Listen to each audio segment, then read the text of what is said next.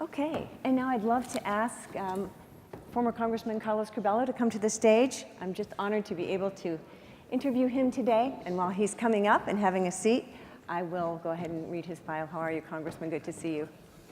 And this is a reduced bio. He deserves a much longer introduction, but I just want to give you a little context for our conversation. Mr. Curbelo was born and raised in Miami, Florida. He was elected to Congress in 2014 to represent South Florida. And in 2015, he co-founded the House bipartisan Climate Solutions Caucus and served in a leadership role in the Problem Solvers Caucus. In 2017, he was honored by the JFK Library Foundation with the New Frontier Award for promoting bipartisan cooperation on environmental policy. In 2018, Congressman Curbelo filed the landmark Market Choice Act, ambitious legislation that would invest nearly $1 trillion in American infrastructure while reducing greenhouse gas emissions by pricing carbon. He was ranked the 4th most bipartisan member of the House until he returned to the private sector in 2019. Thank you so much for your leadership, Congressman Curbelo. Thank you, Ann.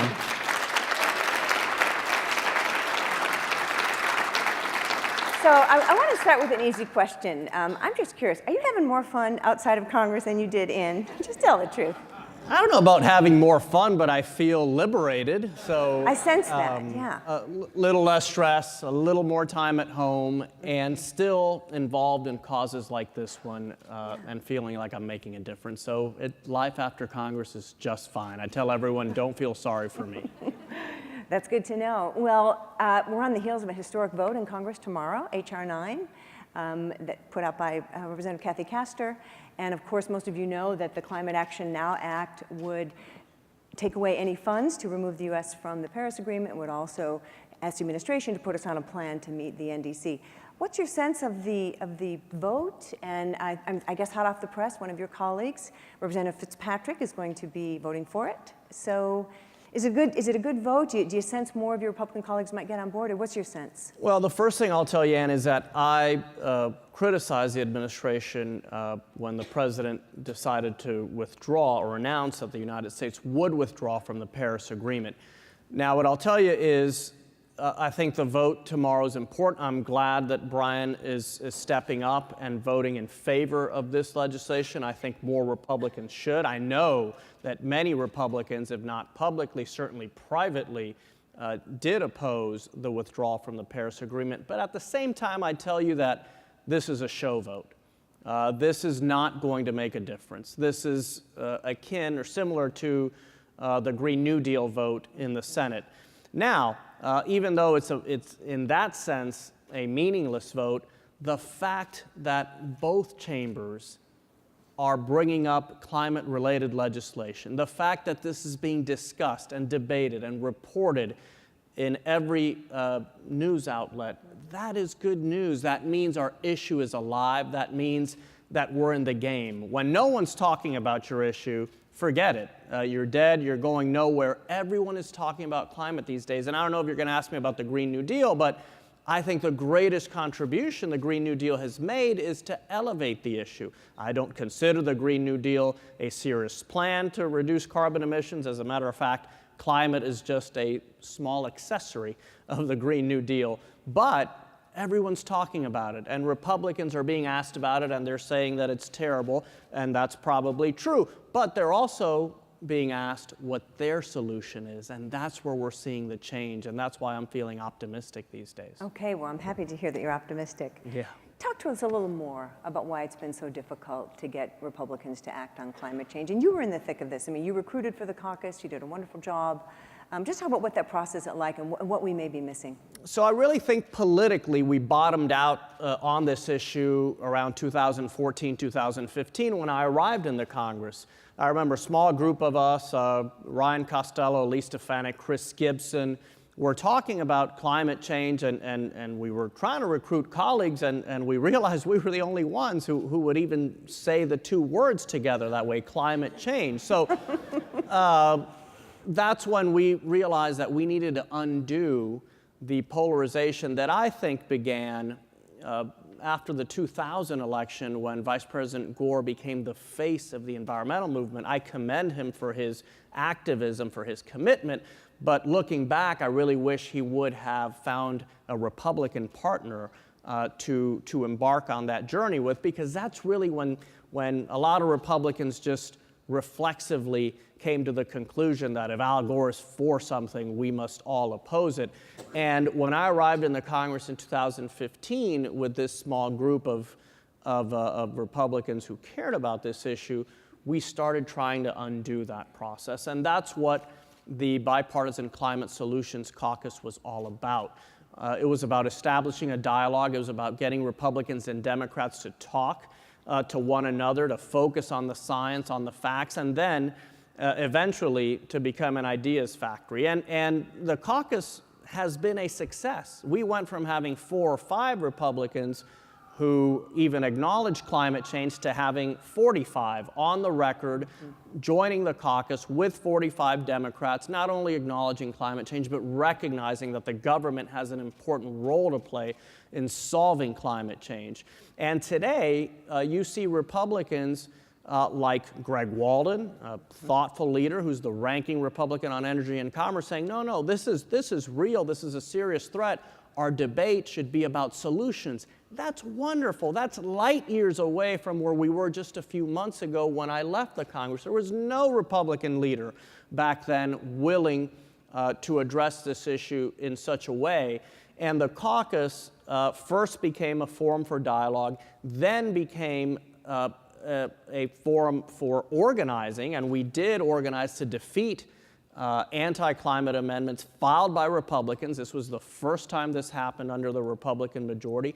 And what I hope for the caucus today and in the future is that it becomes an ideas factory, the place where the solutions that will solve this once and for all, hopefully, will be born. So I commend my partner, Ted Deutsch, who I co-founded the caucus with, and his new partner, Francis Rooney from Florida, from a very conservative district, who is courageously leading in this space as well. Yeah, fantastic. So talk a little bit about the caucus. I know that some members were lost in the 2018 election. Is it your sense that it's going to build up again in a 2-by-2 format, that those numbers are going to come back, that there'll be more members joining soon? Yeah, so the challenge is, I think our best idea when we formed the caucus was to abide by the Noah's Ark rule. And for those who don't know what it means, it required that if you were a Republican and you wanted to join, you needed to find a Democratic partner and vice versa. And this had the effect, well, number one, it did our jobs for us. We didn't have to recruit everyone. They kind of recruited themselves. But it triggered countless conversations, casual conversations, friendly conversations between Republicans and Democrats about this issue. In most cases, Democrats going to Republicans, asking them to join, explaining what the caucus was about, and telling the story of why they cared about this issue. That never happened before on Capitol Hill. It was a war, right? And both sides were in their trenches, and we got people out of the trenches, and they started talking. So the challenge for the caucus now is that a lot of Republicans retired, and some of us were defeated in the blue wave. So we need to get those Republican numbers back up with fewer Republicans in Congress. It's not going to be easy, but I can't say the name. I came across a new Republican on the younger side who came up to me randomly and said, you know, this climate issue, I really want to lead on it. I want to make a difference. So there are many Republicans who have come into the Congress, usually from younger generations, who want to engage, and I think we'll see the caucus build back up gradually, and most importantly, become that place where these bipartisan ideas are necessary, and that's so important. If we're going to get a solution, and it's going to be a serious, durable solution, it must be a bipartisan solution. That's the way our government's designed. That's the way Madison and Jefferson and the rest of those guys put it together. There's really no way around it. And the times that we do try to get around that, like with the ACA 10 years ago, like with tax reform in 2017, which I was fortunate to be one of the original co-authors, those policies are less durable, and they will be attacked. And Democrats are already talking about ways to undermine the Tax Cuts and Jobs Act of 2017. If we get a bipartisan solution for climate, no one's going to be able to attack it, and that's exactly what we should be aiming for. Hear, hear. We're with you 100%, and you've got lots of allies in the room. Yeah. And by the way, let me just say, I truly commend you for that. You are the ones making a difference. There are organizations out there making a point, making noise, but I will tell you, and I experienced it firsthand, there are environmental organizations in this country that are dedicated to making sure there's not a single Republican in Congress who wants to contribute to solving climate change. And those organizations are a part of the problem. Organizations like this one are part of the solution. Thank you. We appreciate that very much. You referred to youth a moment ago, and you're practically a millennial. You were born in 1980. Almost. You're just over the edge, but that's okay. You're still really young. That's why I partnered up with JP. He's on the other side of that. Yeah, I can see that. I can see that. Your colleague, Representative Fitzpatrick, we were at a public meeting in D.C., and he said that we could trust younger Republicans to be active on this issue, that it was actually easier for younger Republicans to embrace climate science. Is that your sense as well, that there's a real age divide on this issue? Certainly. We see that in all the polling, but I'll tell you it goes beyond this issue.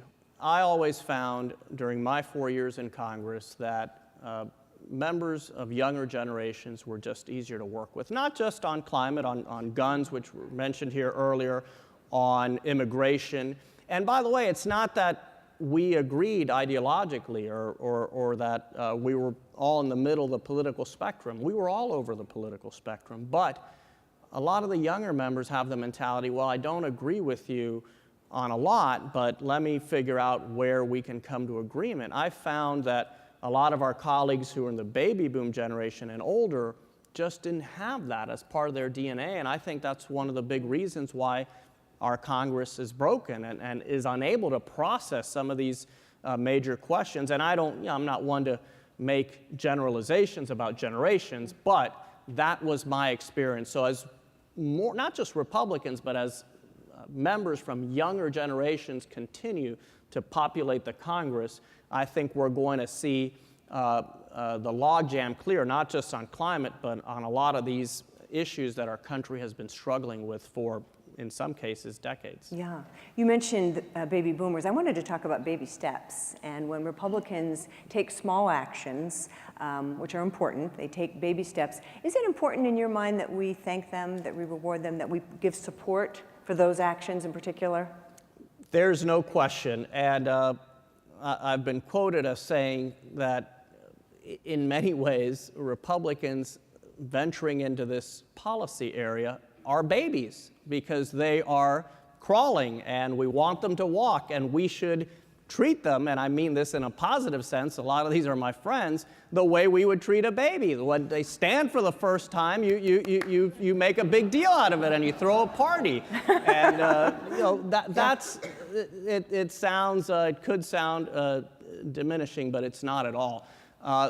It's not easy for a lot of my Republican colleagues. For me, it was easier. I'm from South Florida. My district was actually a blue district, a Democratic-leaning district. For Republicans, where the primary is their election, which is another problem we have in our country, this is not easy because the issue of the environment has sadly become a cultural issue in a lot of ways. So Republicans do need to be encouraged, and equally as important, organizations, and I know some of them are represented here that are trying to work with Republicans, need to be supportive. In some of the work JP and I do, one of our partners conducted a study of philanthropic giving in our country, and that study found that of all of the philanthropic contributions that go to climate-related groups, 98% go to left-of-center organizations, 2% goes to right-of-center organizations. So the philanthropic community, probably inadvertently, is reinforcing the status quo where Republicans have no incentive to engage on the issue. Look at my example. I mean, I dedicated a majority of my time in Congress working on this issue. And by the way, I never thought that would be the case. This issue recruited me. I did not seek it out. I've come from South Florida. I represented the Florida Keys, a lot of low-lying areas. I just realized I needed to try to contribute. You know, if I'm a House Republican and I'm aware of the work I did, and many of them are, because I would talk to them about this every week, and then observe that a lot of the big environmental groups really did little to support me in my reelection. I mean, where's the incentive there? And look, that's no excuse, okay? Everyone in Congress should be there for the right reasons. They should vote for what's best for the country, but we know that reelection is an important consideration for members of Congress, and we need to do more to make sure there's a community of organizations out there, since we know some on the left will not make any contributions in this regard. We need to make sure there's a community of organizations out there that are ready to catch some of these Republicans as they jump to engage on this issue, to pressure Republicans to engage for those that don't want to, and when it comes time to tell the truth about Republicans' record, I mean, if you were to listen to some of these organizations, you'd think that I was out there throwing oil into the ocean. And I was actually trying to build bridges and solve this and get more Republicans on board. So I can't emphasize how important it is to build up the many organizations, and again, some of them are here, working in the right of center space to encourage Republicans and to validate those Republicans that do take a risk by trying to lead on climate. Mm-hmm. I appreciate getting to the heart of the matter when it comes to funding, because isn't it the case that there'll be members of the House and the Senate who are Republican who in fact may be receiving fossil fuel money and they're just not going to receive it anymore, and they're going to be out there? And is there a fear among some of them of a loss? And who's going to make up for that money if we just get right down to it? 100%. And we all know there are groups out there that are very aggressive about this issue. I was attacked by Grover Norquist when I filed carbon pricing legislation. We know that the Koch network is adamantly opposed to any kind of carbon pricing. So we need to make up the gap. We need to make sure that the majority of Republicans in our country, and we saw the data in the previous presentation, that the majority of Republicans in our country who want to see meaningful climate action are represented. But if we don't build up the organizations that are dedicated to that, well, then it's going to take a whole lot longer if we even get to the place where we need to get. And this is the time to invest. This is the time to press.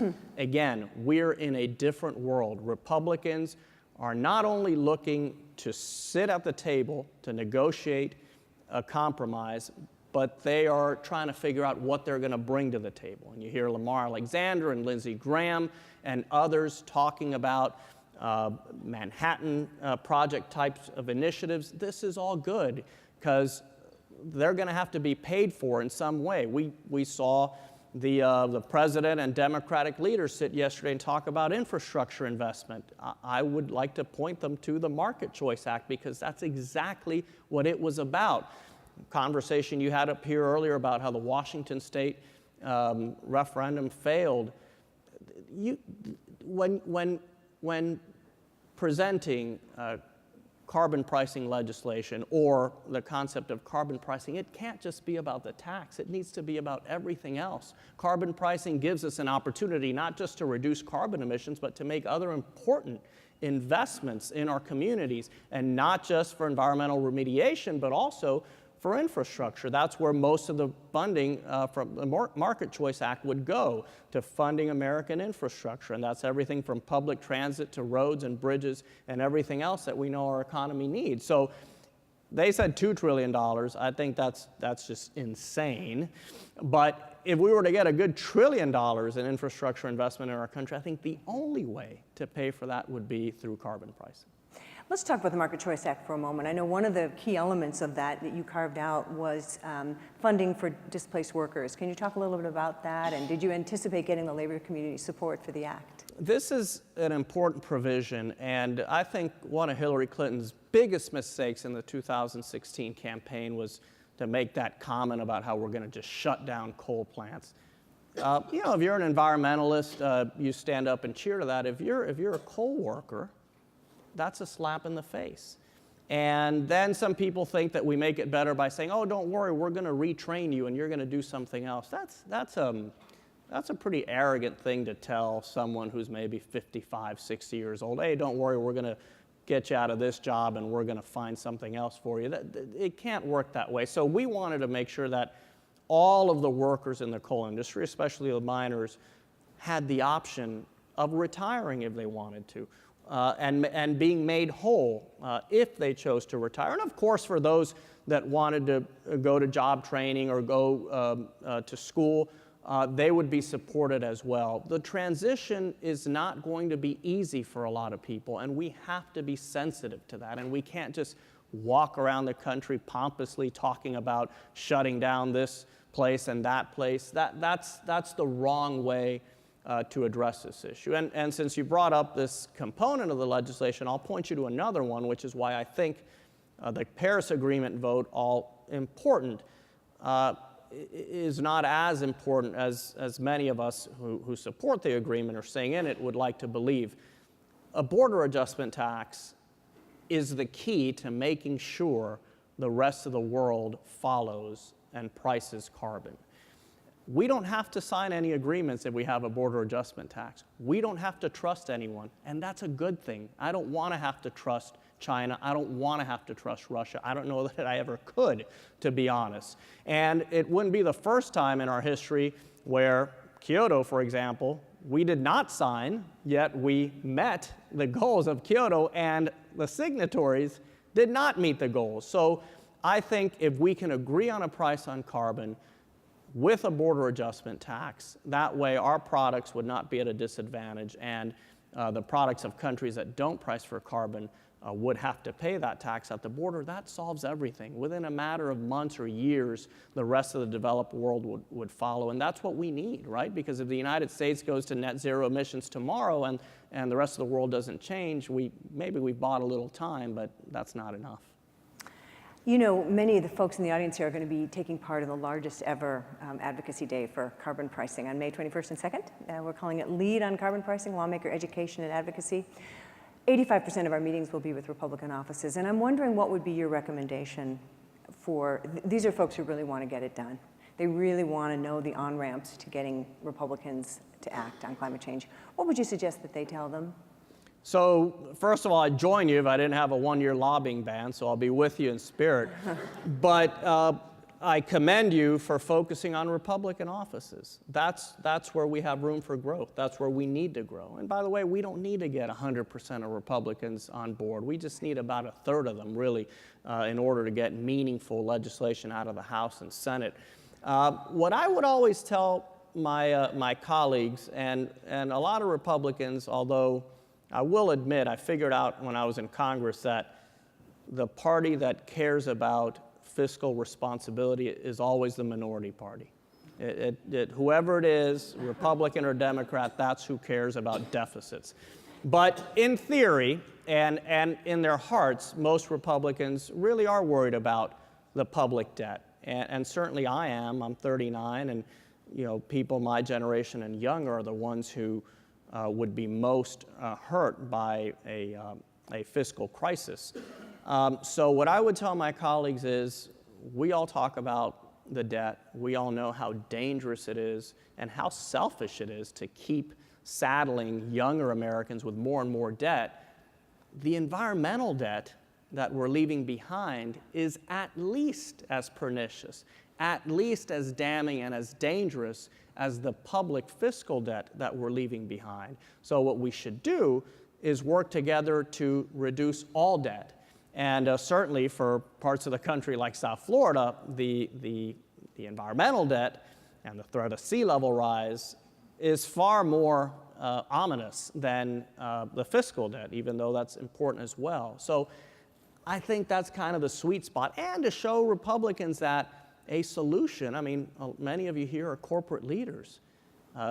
All you want is a sustainable future, and you want to be profitable. You have to be profitable if you're going to stay in business. And it's important for Republicans to hear that, say, look, I work for a company. I don't want to shut that company down. I don't want to put our company out of business. I want to make sure that we can continue employing people for a long time, for many years. And if we don't take care of this environmental issue, it's going to be very difficult to do that. So, talk to people in their language. Another problem we have is that most Republicans who hear from environmental activists are usually being insulted or yelled at. That doesn't help. Maybe some colleagues are sensitive to that and may react, but most just take a step back and say, you know what, if those are the people who I'm supposed to support, I'm out. We need to focus on convincing, not on lecturing. Certainly, I know everyone in this room understands that and is capable of doing it, but really try to talk to people in the language they understand. And for Republicans, that means clean air, clean water, and making that connection between the public debt and the environmental debt. Absolutely. You mentioned the youth, and I'm sure you've heard Greta Thunberg, the Swedish girl who's been speaking about this. She's been a theme throughout our conference. I know you have 2 daughters. Mm-hmm. I'm guessing that the youth rising up, and I had the pleasure of meeting with several young Republicans down at EarthX last year, the youth voice must be affecting the Republican Party as well. Is it giving members the sense of urgency that I think it's giving the other side? Certainly. I know Senator Graham understands this, and this is why I'm feeling so optimistic. If you look at every factor that's influencing this debate, every factor is working in our favor. Young people who are starting to vote more and more, Republicans are aware of that and obviously sensitive to that, so that is contributing. Media coverage.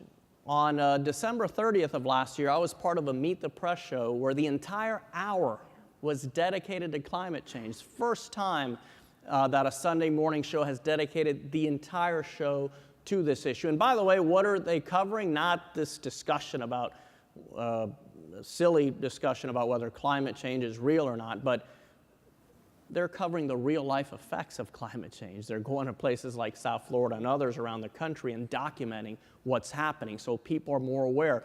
Extreme weather events and the connection between extreme weather events and climate change, that's being reported as well. Younger generations of Republicans coming into the Congress, that's moving the needle. So every single factor I really think is working in our favor. That's why I think this is the time to press, to be optimistic, to invest, to go up to the Hill and really try to push. I don't know that anything can get done before the 2020 election, although I don't discard that as a possibility. This president is unpredictable. I usually don't like that, but in this sense, I think it can work in our favor. But certainly, I think within the next 3 to 5 years, we're seeing the contours of what a bipartisan agreement could look like. It's emerging, and this is a time to press the accelerator. Well, we're absolutely going to do that. It will be on an EV, of course, but this has been a wonderful conversation. Please join me in thanking Congressman Curbelo. Thank you so much. Appreciate that.